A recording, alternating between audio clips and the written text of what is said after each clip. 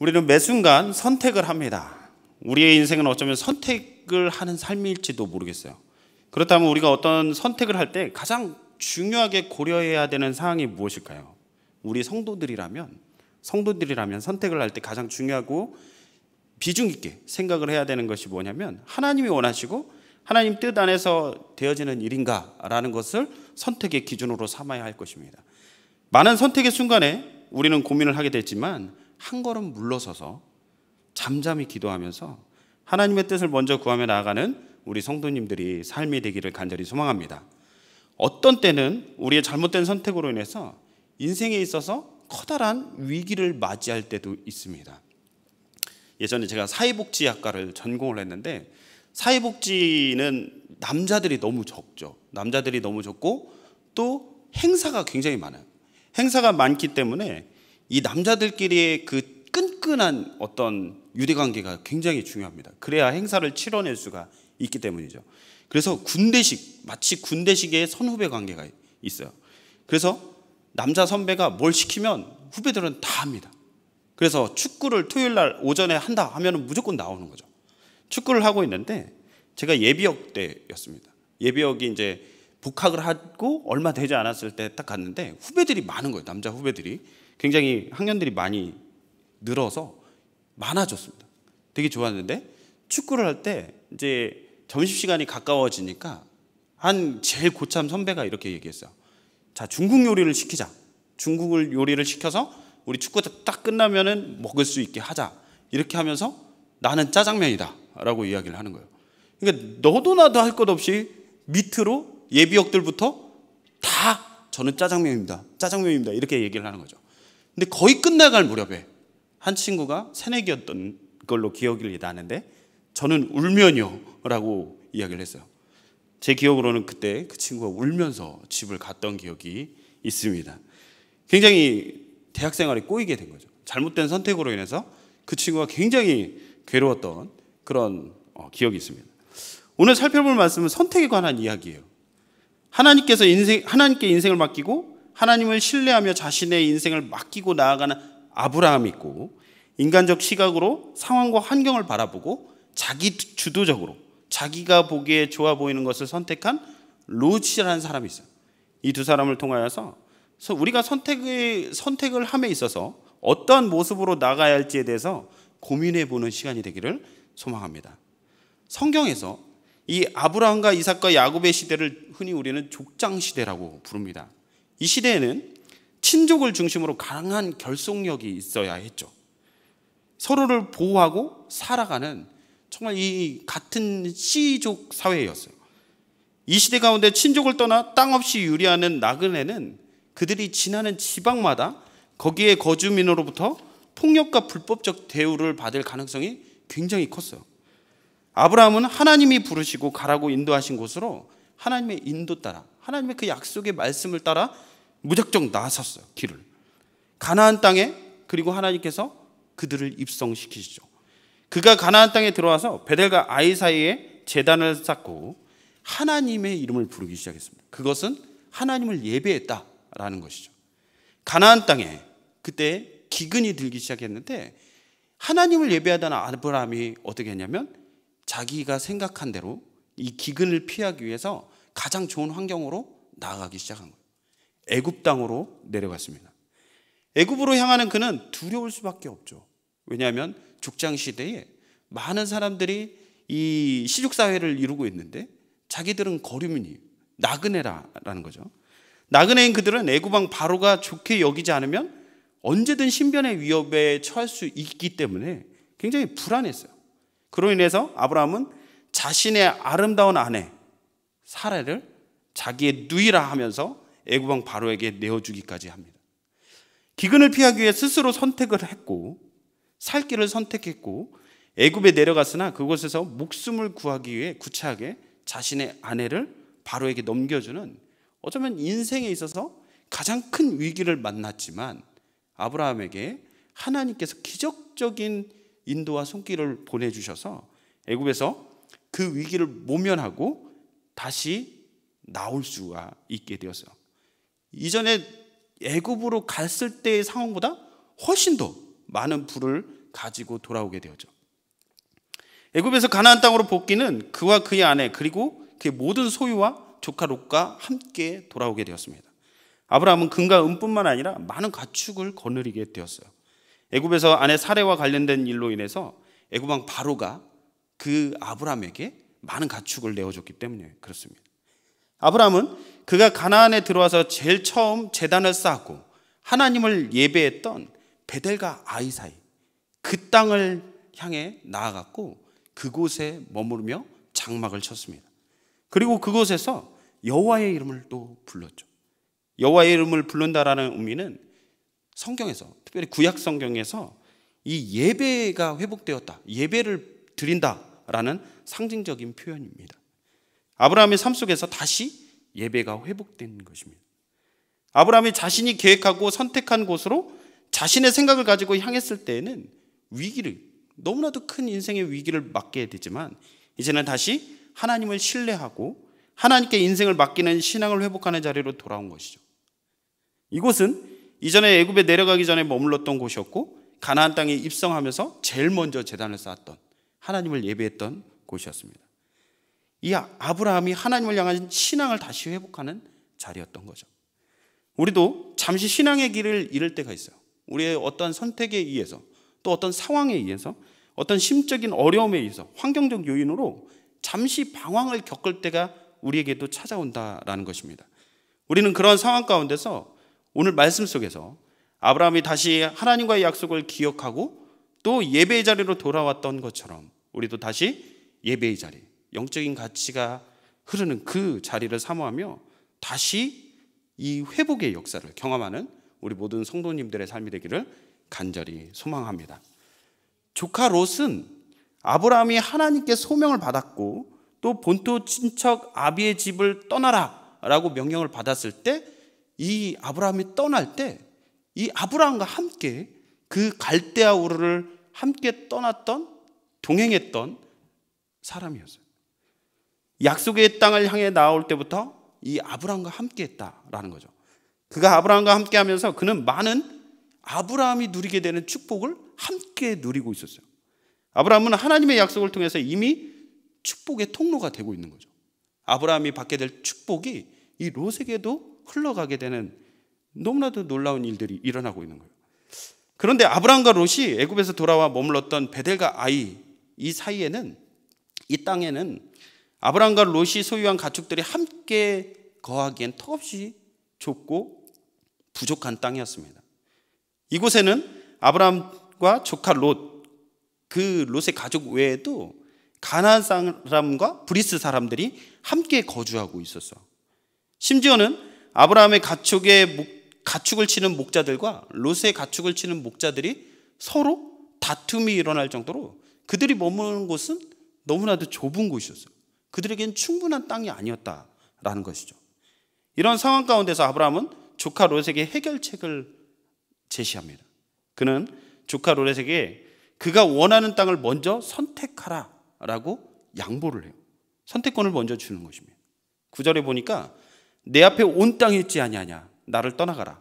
내가 좌하면 나는 우하고 내가 우하면 나는 좌리라 라고 말합니다. 조카 롯이 먼저 선택을 하도록 배려를 해준 것이죠. 아브라함은 애굽에 내려가는 과정 속에 자신의 생각과 선택에 따른 결정을 했어요.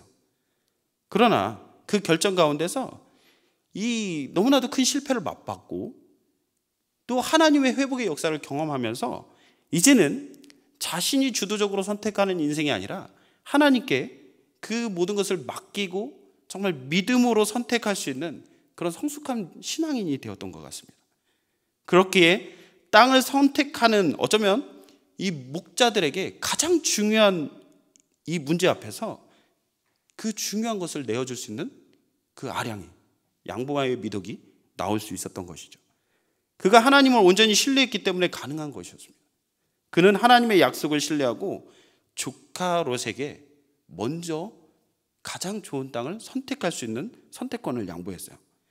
아브라함의 행동을 통해서 우리는 하나님 앞에서 변화된 사람들의 모습을 보게 됩니다.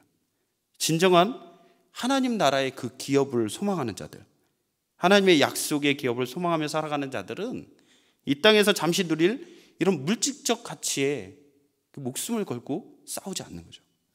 그것에 중심을 두지 않고 신실하신 하나님을 신뢰하면서 하나님이 이끄시는 그 손길을 기대하며 살아가게 되는 것입니다.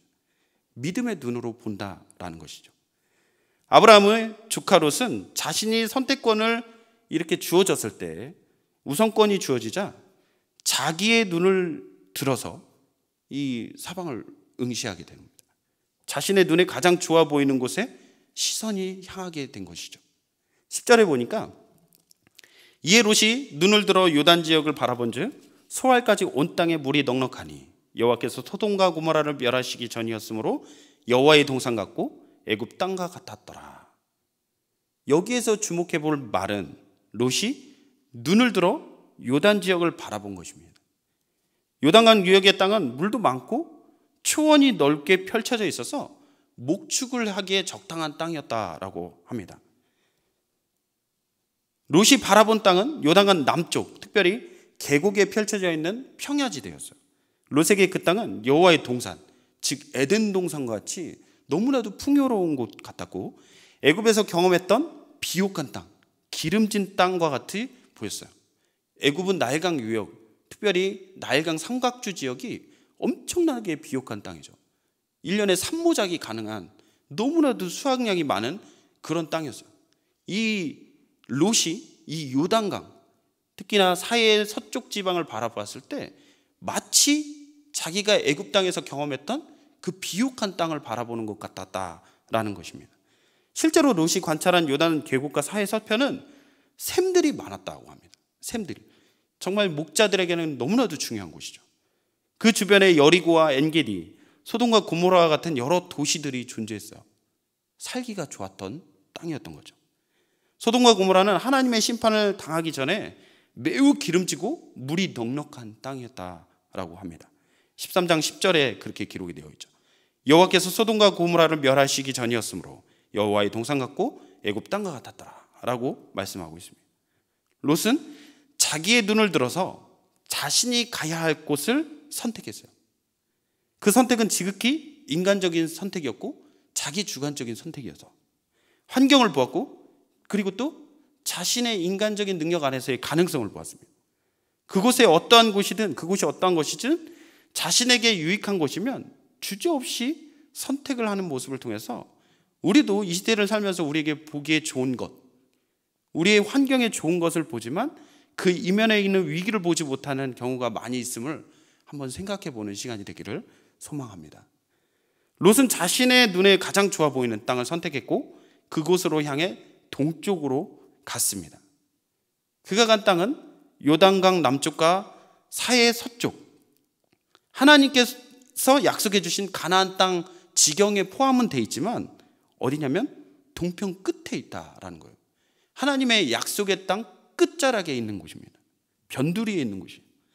그곳은 언제든 유혹에 넘어갈 수 있는 땅입니다. 마치 한 발은 세상에, 한 발은 이 하나님의 몸된 교회에 걸치고 있는 모습과 같이 그 너무나도 보기에 좋아 보이는 그런 인간적인 안목을 쫓아서 갔을 때 위기가 찾아오게 되는 거죠. 그곳은 죄의 유혹으로 넘어지기 쉬운 땅이었고 언제든지 약속의 땅에서 벗어날 수 있는 곳이었어요. 실제로 롯이 소돔과 고모라가 하나님께 멸망을 당할 때 천사들의 손에 이끌려 도망치게 되죠. 그때에 이 안전하게 도망치고 난 다음에 어떤 일이 일어났냐면 그가 술에 취해 있을 때 그의 딸들이 그 자손을 잇기 위해서 이 롯과 아버지 롯과 동침하여 낳은 자녀들이 있죠. 이 약속의 땅 동편, 약속의 땅 저편에 거주하게 되는 모압과 암몬의 족속이 그들이 됩니다. 이 사실만 보아도 그의 선택은 지극히 인간적인 선택 안에서 정말 이 악한 결정이었다라는 것을 우리가 볼 수가 있는 거죠. 하나님의 약속에서 점점 멀어지는 이 롯이 아브라함과 같이 있을 때는 그 아브라함에게 주신 하나님의 언약을 들었을 거예요. 그리고 그 안에 그 약속의 땅 안에 거주하기를 소망했을 것입니다. 그런데 이 아브라함을 떠나서 자기가 보기에 자신의 어떤 인간적인 안목에 좋아 보이는 곳을 향해 갔을 때는 죄의 유혹과 또 그 하나님의 약속 언약 안에서 멀어지는 곳으로 향해 나아가고 있었다라는 것입니다. 롯도 아마도 소돔과 고모라가 죄악의 땅임을 틀림없이 알았을 거예요. 왜냐하면 13절에 그렇게 기록이 되어 있으니까. 소돔 사람은 여호와 앞에 악하여 큰 죄인이었더라.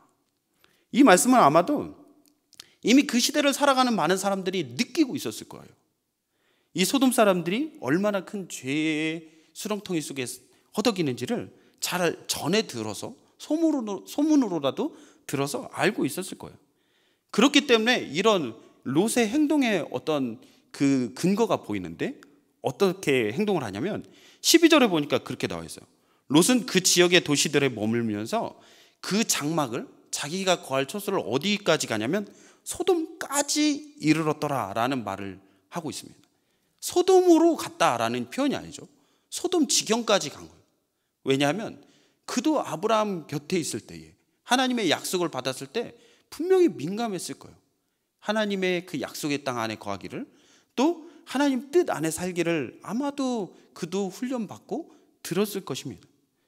그가 소돔이 죄악의 어떤 죄악된 도시다라는 소식을 들었을 때 그곳에는 들어갈 수는 없는 거죠.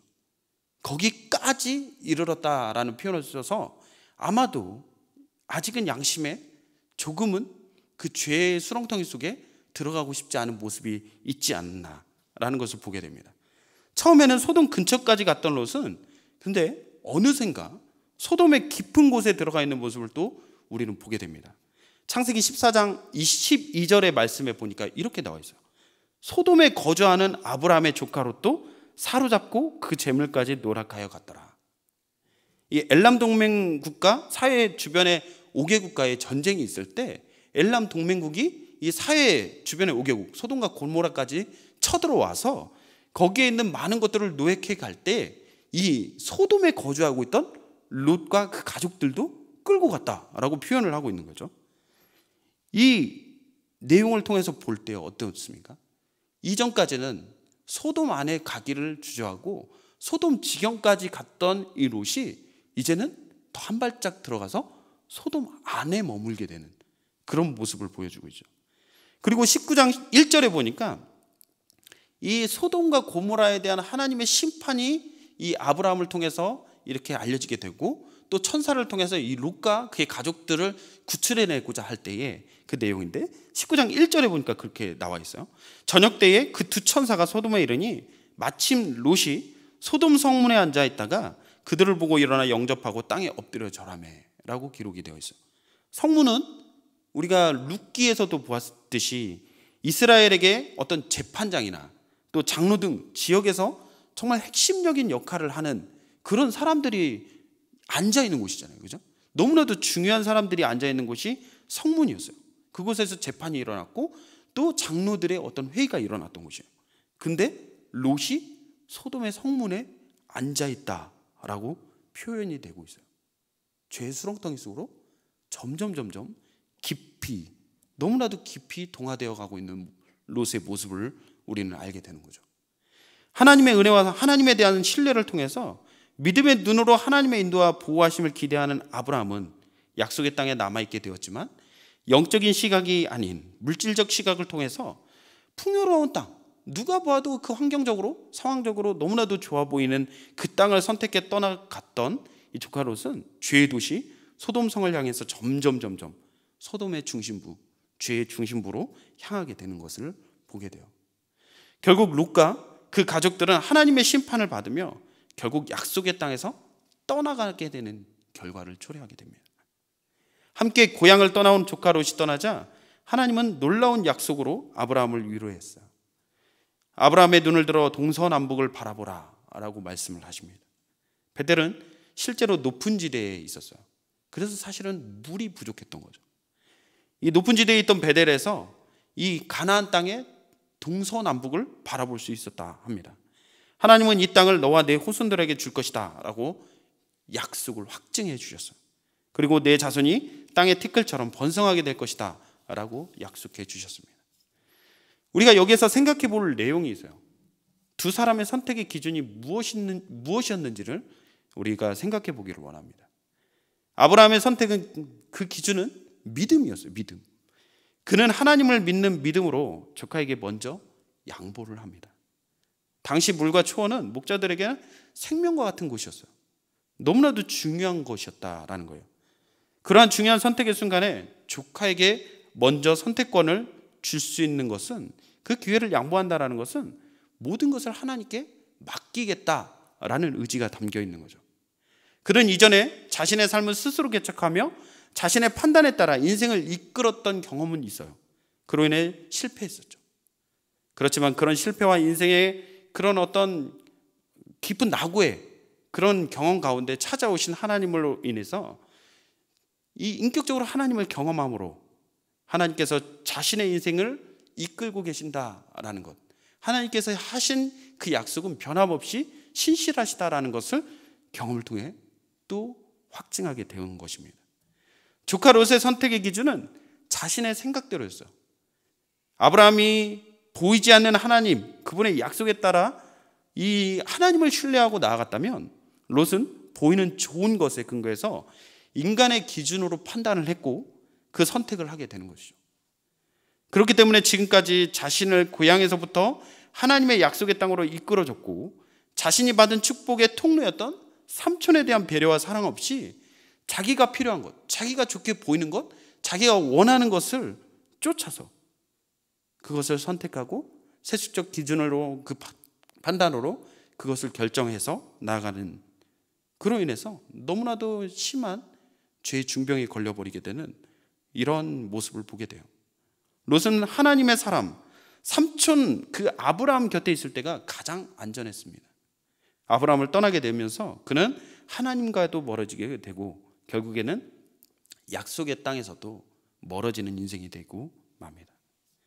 신앙인은 눈에 좋은 것대로, 좋은 대로 인간적인 기준을 가지고 무엇인가를 판단하고 선택하는 것이 아니라 하나님이 기뻐하시고 또 하나님이 말씀하시는 그 기준에 따라서 판단하고 선택하는 사람들이에요.